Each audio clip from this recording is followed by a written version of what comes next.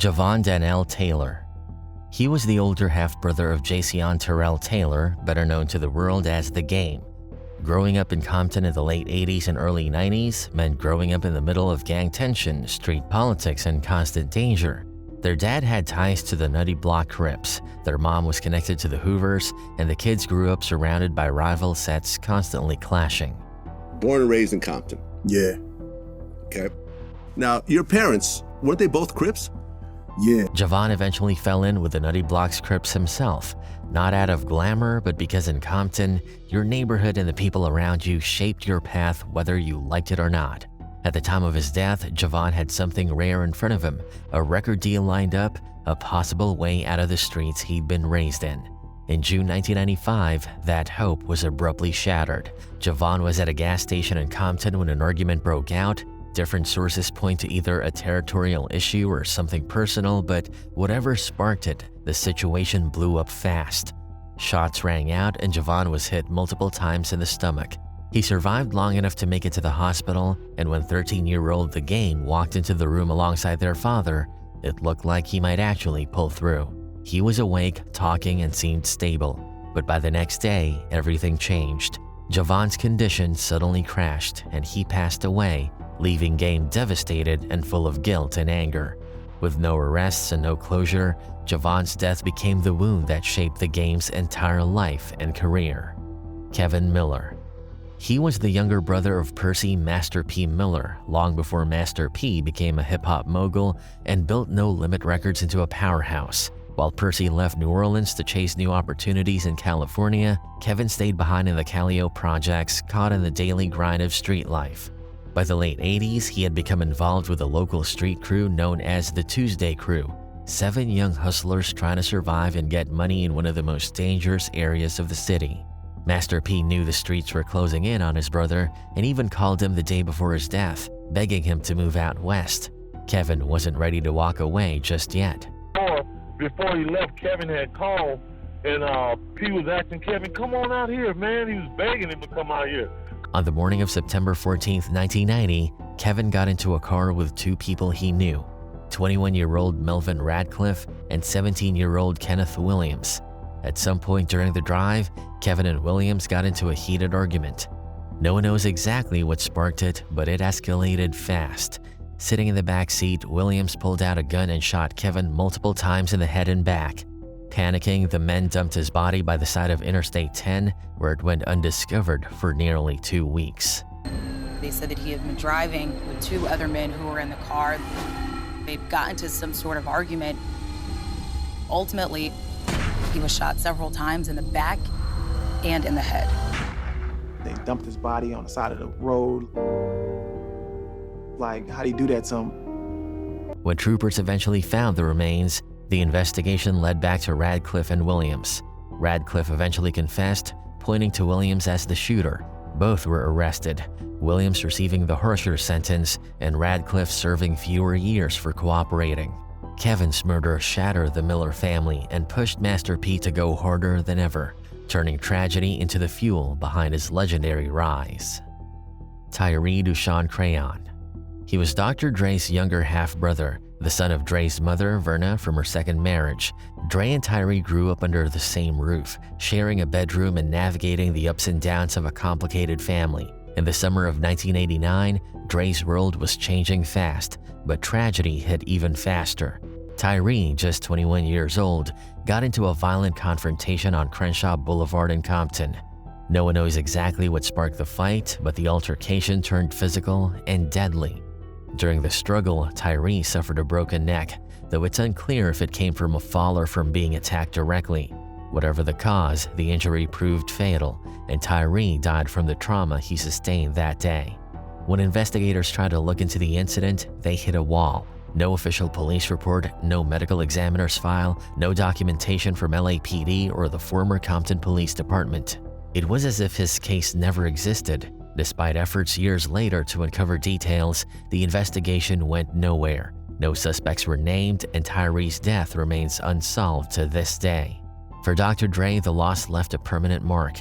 He later dedicated The Message from 2001 to Tyree, keeping his brother's memory alive even without justice. Derek Hollywood Harris. He was the older brother of Miami rapper Trick Daddy, and in Liberty City, his name carried real weight. Hollywood was street smart, respected, and deeply connected in Miami's hustling world. He even played a major role in helping Ted Lucas build what would become Slip and Slide Records long before the label blew up. But in 1994, when Trick Daddy was locked up, Hollywood's life came to a brutal end. One night in June or July of that year, Hollywood was at Studio 183. He was with a companion when gunmen pulled up and unleashed an unbelievable amount of gunfire. Witnesses say more than 100 rounds were fired into the car, with over 30 bullets hitting Hollywood alone. Your brother and the guy in the car with him both get shot to death. Right. My brother got shot over, it was like 100 and some shots. Damn. My brother got shot over 30 times. One of the shooters reportedly used an AR-15, spraying the windshield until both men were dead. It was one of the most violent killings in Miami at the time. Despite the sheer brutality of the attack, the case went nowhere. Detectives looked into possible motives, but nothing stuck. Nobody was ever arrested or charged, and the murder remains officially unsolved. Trick Daddy was temporarily released from jail just long enough to attend Hollywood's funeral before being sent back, a moment that stayed with him forever. It had just happened in June or July of 94. Okay. So I had to come, I went to the funeral. You know, you pay a couple dollars, they took me to the funeral. When I come back, now I gotta stay in the county for 2-3 days. The tragedy also hit Trina hard.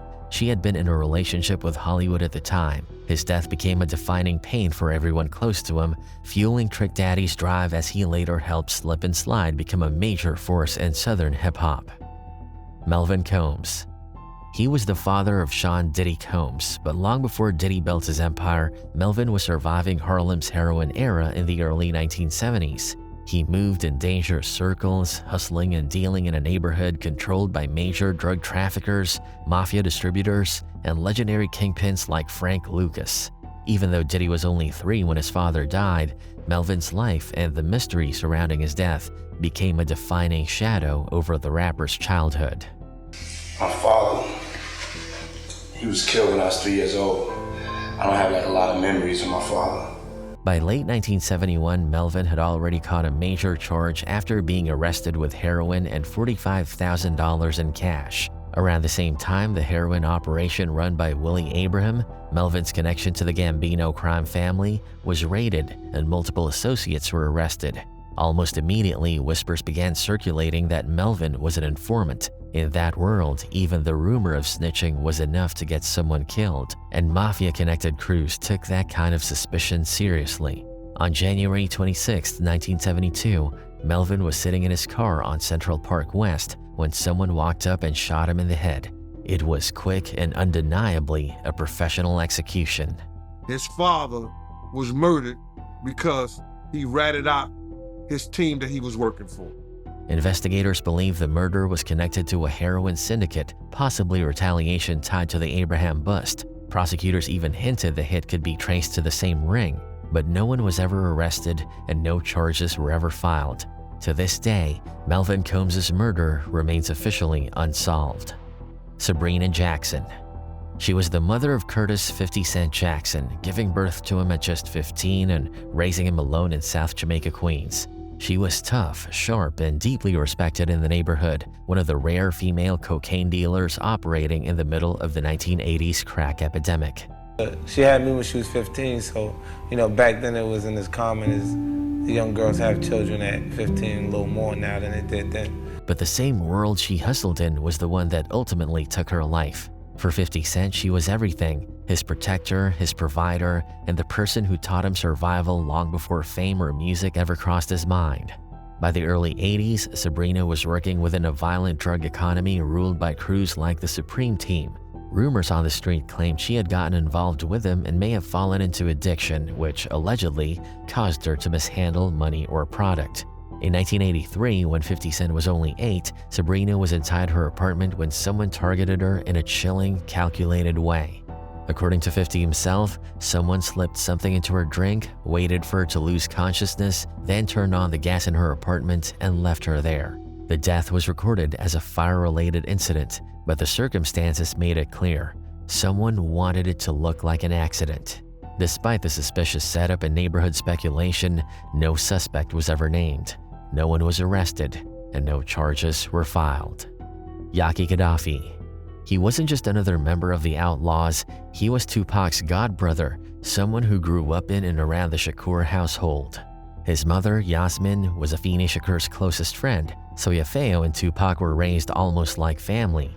By 19, KADAFI was already deeply tied to Pac's world, both personally and musically. And when Tupac was shot in Las Vegas in September 1996, Yafeo was right there in the car behind him. Out of everyone who saw the shooting, he was the only witness who told police he could identify the gunman. That alone made his presence dangerous in the weeks that followed. Less than 2 months later, on November 10, 1996, Yafeo was back in Orange, New Jersey, staying at an apartment building on Mechanic Street. Early that morning, he stepped out with Napoleon's cousin, Roddy Beal, to grab a jacket from their car. They had been drinking, a violation of the building's no alcohol rule, and as they came up the third-floor stairs, Roddy pulled out a small semi-auto pistol. Witnesses later said Yafeo joked about how he was holding it. In the middle of that teasing, the gun suddenly went off. One shot. It struck Yafeo in the right temple, dropping him instantly. Roddy panicked and ran. Police found Yafeo slumped in the stairwell minutes later, already beyond saving. He was a rapper who toured with Tupac Shakur. 19-year-old Yafeo Fula was shot in the head early Sunday morning on the third floor of the housing project where he was visiting his girlfriend. The investigation quickly narrowed in on Roddy. The gun was recovered in a nearby trash bin and ballistics matched it to the fatal shot. He was arrested alongside another teen, though charges against the second boy were later dropped. In 2000, Roddy took a plea deal for aggravated manslaughter and received 7 years. Officially, it was ruled an accident, but Yafeo's family never believed it. OTF DTHANG. He was more than Lil Durk's older brother. He was one of his closest companions and a core part of the OTF movement. At 32, he'd watched his little brother become one of Chicago's biggest artists while still staying connected to the streets they grew up in. DTHANG was known around the South Side, familiar with the drill scene's politics, alliances, and rivalries. Even though the brothers had risen far from the hardships of Englewood, DTHANG still moved in areas where old tensions ran deep. On June 6, 2021, just after 2 a.m., DTHANG was outside Club O in Harvey, Illinois, a place already known for rough, late-night crowds. He had been partying inside, enjoying himself, but the location mattered. This was territory controlled by rivals. As he stepped out toward the parking lot, an altercation broke out. The details of what sparked it remain unclear, but the outcome wasn't. Shots rang out, multiple weapons were recovered later, and DTHANG was hit in the head. When first responders arrived, he was already gone. In the chaos, a Harvey police officer was also shot in the thigh, treated, and released. Now at 6, the brother of local rapper Lil Durk is dead after shooting at a club in Harvey this weekend. A police officer also injured.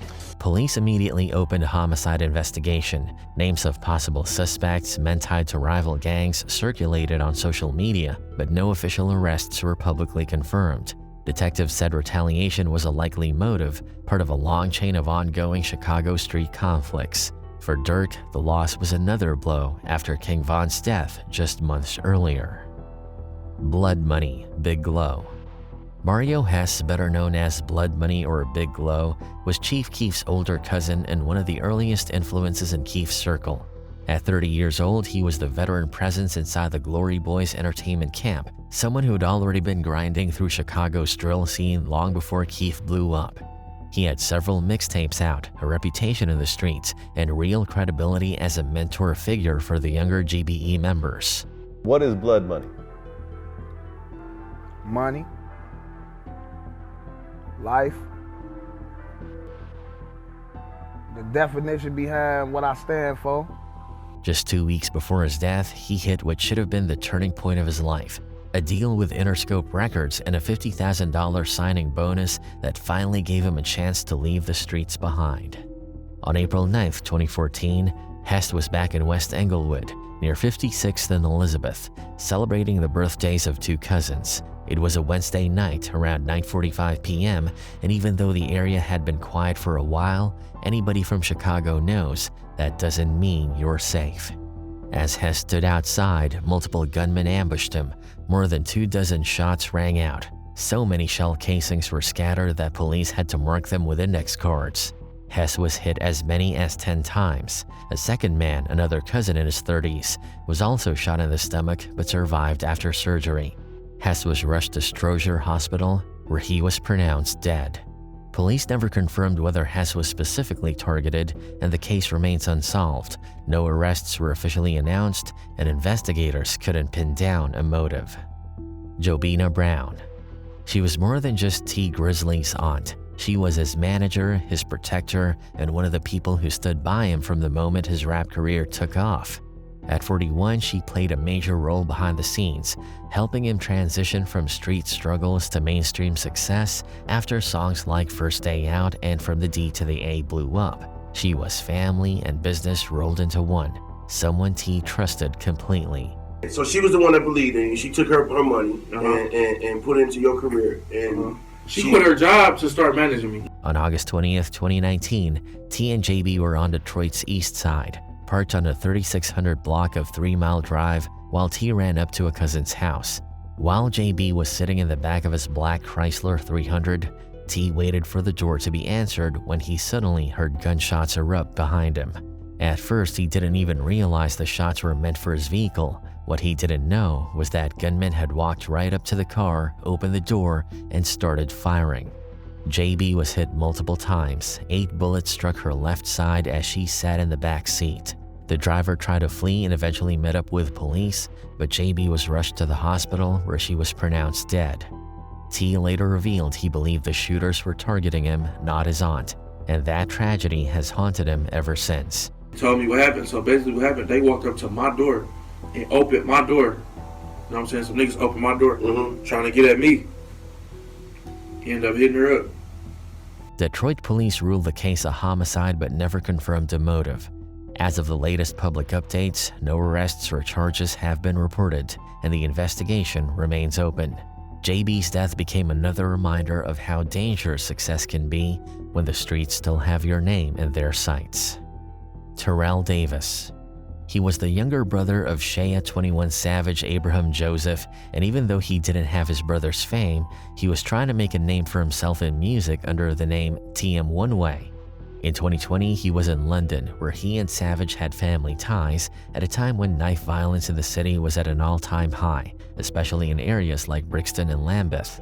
On the evening of November 22, 2020, Terrell was in Brixton Hill near Ramillies Close, a tough housing estate, when CCTV cameras caught what would become his final moments.